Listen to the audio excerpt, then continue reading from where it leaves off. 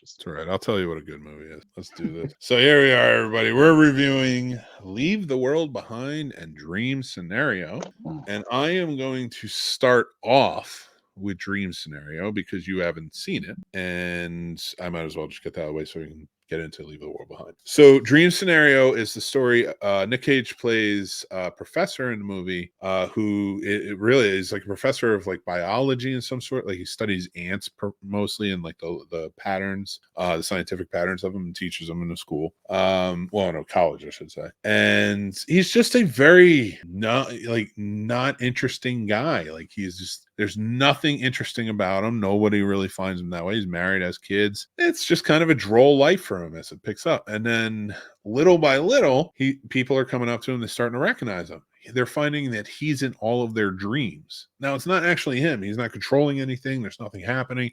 Nothing nefarious is happening from him. He's just showing up in people's dreams. And a lot of times it starts out where, he's just there, doesn't say anything, just kind of walks. It's just kind of peculiar. He's not a force of evil. He's not a force of good. He's just there in the background. And people are telling their stories. And as he gains prominence in this, it starts to see like he's saving people and he becomes heroic and he's kind of living the life and he's gaining that viral popularity. And then like things take a turn for worse and some bad things start to happen and nightmares start to occur.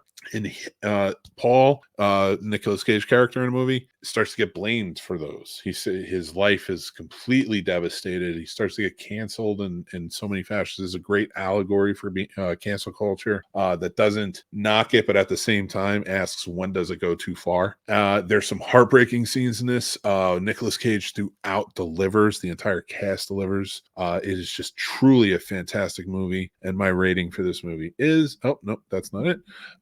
Dream Scenario is 4.5 out of 5 mics. I just thought it was truly fantastic. I think everybody should watch this movie, and I hope he wins the award for it. So that is my review of Dream Scenario. So, Paul, how about we get into Leave the World Behind? Do it.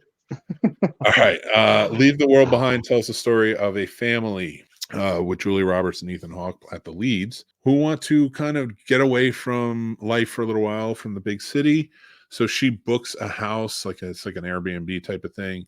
She rents the house and for a weekend just to get away out by the beach in Long Island. And things take a weird turn when power starts to go out, signal starts to get lost. And then the family that owns the house, played by Mahershala Ali, Mayala, come back, and they need to stay there because there are some rather strange occurrences happening back in the city. As we unfold, we see an apocalyptic event is occurring, and we're following these two families that are strangers in this house together, trying to make sense of it all. So I really enjoyed this movie. I thought they did a really good job with it. I usually am not a huge fan of Julia Roberts in drama movies. Okay. I think she nailed this. A lot of people were giving her issues with like how she plays the character, but because she plays like this very standoffish character.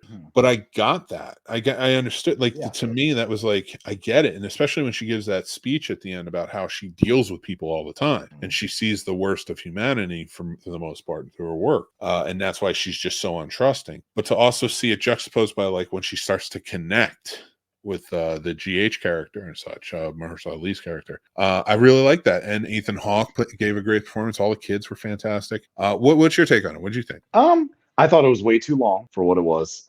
I thought they should have condensed down to about an hour and a half, maybe 2 hours, but we'll say an hour and a half.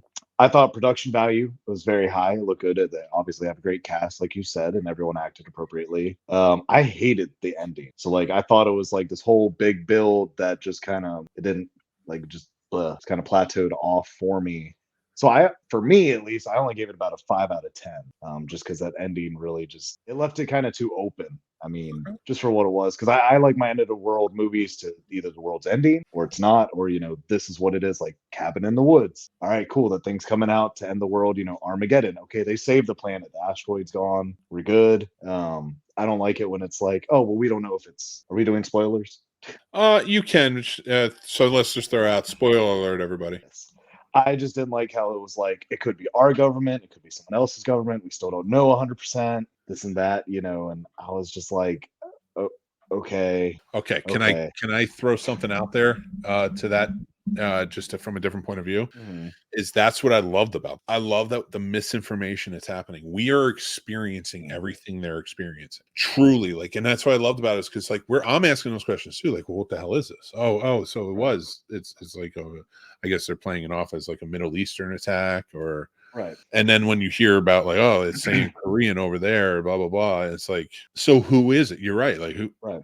is this? Population control? Is this actually the end? Is this these other countries? It's confusing and it's scary. So it added that element of fear for me throughout, because it's like, what is happening? Because the big things that are happening, like the sounds, like the deer showing up because it's so Right. ominous. The, like when he gets bit and like like, why is he getting so sick? Right. And was it the bite or was it the sound? Because they said like the sound could make you lose your teeth. Right. So now it's like, was it the bite? So like, what Right. are you questioning?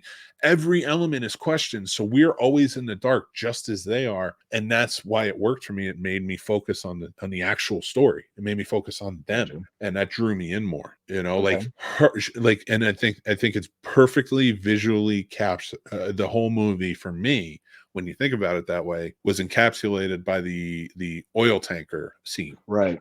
Yeah. That That daughter. oil tanker, when you first see it, you're like, oh, that's cool. That's a little weird. Hmm. But her and it locking eyes and going back and forth between them. And when it gets so close and you're like, oh my God, they built that up perfect. It was almost like on a level of like what I saw in Knock at the Cabin in the Yeah. tension build. But it perfectly told, like, that was like almost like a through line to this whole story. Mhm. So yeah, I love that portion of it. But yes. All right. And another element to me was not just that, but was the how each character portray, like, who they are, was really like Paul. I think Ethan Hawke's character name was Paul. I'm not 100% sure, but I think it was. He was like a media teacher. So Right. like when they lost the media, he didn't know what to do. I Right. loved it. He was so like, Mhm. just questions, just like, well, what do you think about it? Because like he can't imagine a world without getting his information from the media, or not getting any information at all. And I thought his character really was like probably the best for me, especially when he gave that plea to his father, to the Kevin Bacon as a father, Right. for his son. Right. I was like, don't sleep on Ethan Hawke's character here. Like, I think a lot of people were, because Julia Roberts and Mahershala Ali going head to head were fantastic. Fun. And the same with Myhala too, the young woman in it who played Yeah. the daughter. She was fierce and she did great in He was sharp. the for sure. Yeah. So what was your rating for the movie? About probably a 5 or 6 out of 10, right around there. Okay. Very cool. And next time Paul's on, I will make sure to get your rating beforehand so I can add it. But mine was, of course. Oh no, that's Stream Scenario. The World Behind. I got these mixed up again. 3.5 out of 5. So I think right around the same we feel about it. Like, they're both very good movies, but yeah, I just overall was like, yeah. All right, well, let's move on. So we got a mix. This is the final mixed movie pick for the year 2023, and those were the final 2 reviews. Hopefully you guys like them.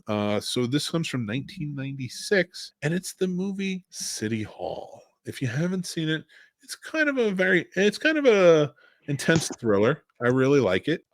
John Cusack plays a great role. I think Al Pacino is underrated in this movie as the corrupt mayor. And yeah, just the whole cast kind of rounds out really well with Bridget Fonda and more. So I really like this movie. I think for 1996, it was a good testament to like the times and such, those political thrillers that we were seeing. So, but I that's my recommendation. I think check it out and let me know what you guys think. That's my mixed movie pick for the year of 2023. Next year will be 2024. Paul, before we Quick year. leave, final thoughts for the year? It's been a hell of a year. I'm just ready for whatever comes next year, and let's make it happen. Well, I'm going to try and be inspiring for a second if I can.